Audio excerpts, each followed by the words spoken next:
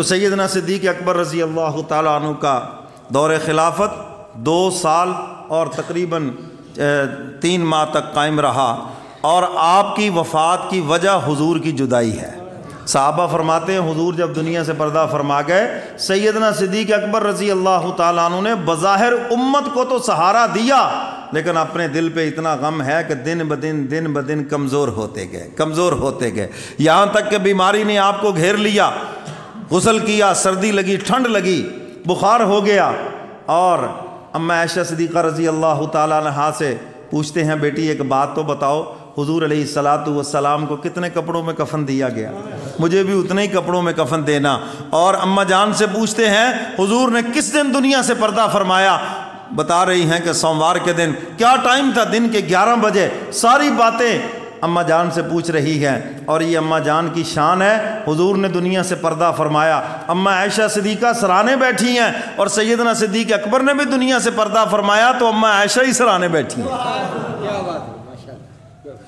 بیٹی سے فرمانے لگے بیٹی میرے لیے یہ جو میری 2 چادریں ہیں نا، اس کو دھو کر بس یہ میرا کفن بنا دینا۔ بیٹی نے آنکھوں میں آنسو آ گیا، ابا جان کیا کہیں گے غیر مسلم، یہ مسلمانوں کا فرما روا، اور اس کے پاس دفن ہونے کے لیے 2 نئی چادریں بھی نہ ملی اس کو۔ کہنے لگے بیٹی دیکھ تیرے باپ کا گزارا ان 2 پرانی چادروں میں ہو جائے گا، اور نیا کپڑا مدینہ کے کسی یتیم کے کام آ جائے گا ہے۔ اور فرمایا کہ میں نے جتنا وظیفہ لیا 2 سال کے اندر، جو میں نے خلافت کی تنخواہ لی ہے، فرمایا میری جو فلاں زمین ہے اس کو بیچ کر اس کے بدلے وہ سارے پیسے بیت المال میں جمع کرا دینا، سارے پیسے بیت المال میں جمع کرا دینا۔ اور سیدنا فاروق اعظم کے سامنے جب وہ چیزیں آئیں اور وہ سارا پیسہ آیا تو آنکھوں سے آنسو آ گئے، اے جانشین رسول تو نے ہمیں کس مشکل میں ڈال دیا ہے۔ اور سیدنا فاروق اعظم کو بلایا اور ہدایات فرمائی اور ان کو سمجھایا، اور ان کے متعلق لوگوں کا ذہن بھی بنایا کہ میں سب سے بہتر جو انسان جس کو سمجھتا ہوں میں نے اس کو خلافت کے امور اس کے سپرد کر دیے ہیں۔ بعض صحابہ نے عرض کیا کہ یہ بہت سخت ہیں، فرمایا یہ اسی لیے سخت ہیں کہ میں بہت نرم تھا، جب خلافت کا بوجھ پڑے گا تو یہ بھی نرم ہو جائے گا، نرم اور ہو گئے نرم پھر بعد میں۔ تو میرے محترم سامعین، سیدنا صدیق اکبر رضی اللہ تعالیٰ عنہ 22 جمادی الثانی کو اس دنیا سے پردہ فرمایا، 63 سال کی عمر، حضور علیہ السلام سے ایسی موافقت کہ انسان حیران ہو جائے۔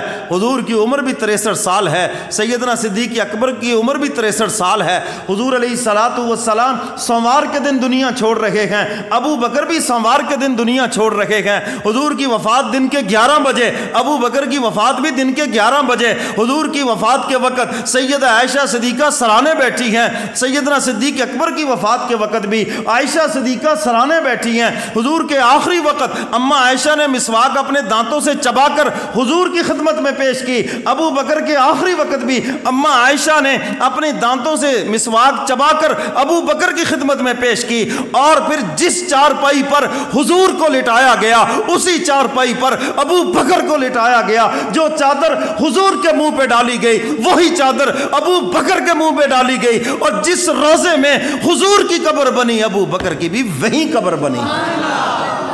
یہ وہ موافقات ہیں، یہ وہ عشق رسول ہیں، یہ وہ راز ہے جس کو خدا جانتا ہے یا مصطفیٰ جانتا ہے۔ اور حضور نے جو بات ارشاد فرمائی کہ میرے اوپر جس نے جو احسان کیا میں نے اس کے احسان کا بدلہ اس دنیا میں کسی نہ کسی شکل میں دے دیا ہے سوائے ابو بکر کے۔ ابو بکر کے اتنے احسانات ہیں میرے اوپر، میں ابو بکر کے احسانات کا بدلہ نہیں دے سکا۔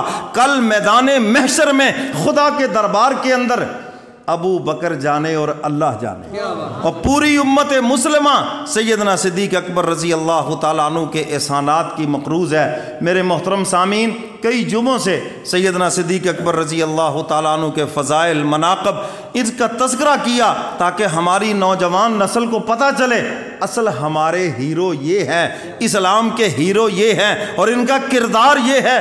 آج ہم جو کہتے ہیں خدا کرے کہ اس ملک میں خلافت راشدہ کا نظام آ جائے، ہے اللہ کرے آئے، کہو آمین، آ جائے۔ لیکن آپ سے اتنی گزارش کروں گا، بس آخری بات کہہ کے بات سمیٹتا ہوں، پہلے درخت لگانا پڑے گا پھر ہی اس کا پھل ملے گا نا۔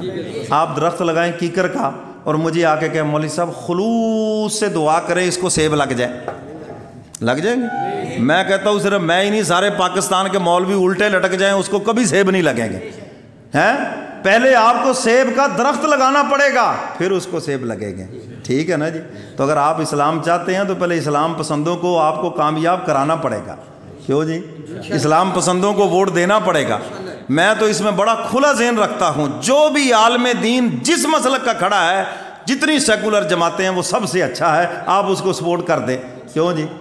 آسان نہیں ہے بات، ہیں جی فلانا ٹھیک ہے فلانا، میں اس بحث میں نہیں جاتا، میں کہتا ہوں جو بھی عالم دین ہے آپ اس کو سپورٹ کر دیں، کم از کم وہ اسلام مخالف کوئی بھی کام نہیں کرے گا، جہاں تک ہو سکے گا اسلام کو فائدہ ہی پہنچائے گا، کیوں جی؟ بات ٹھیک ہے یہ نہیں؟ تو اسلام پسندوں کو ووٹ دیں، جو ملک کے لیے بہتر، قوم کے لیے بہتر، اسلام کے لیے بہتر، ایسے لوگوں کو منتخب کرے، ایسے لوگوں کو ووٹ دینا بھی عبادت ہے اور ایسے لوگوں کے لیے ووٹ مانگنا بھی عبادت ہے۔ اللہ مجھے اور آپ کو قرآن و سنت پہ عمل کی توفیق عطا فرمائے۔ وآخر دعوانا ان الحمد للہ رب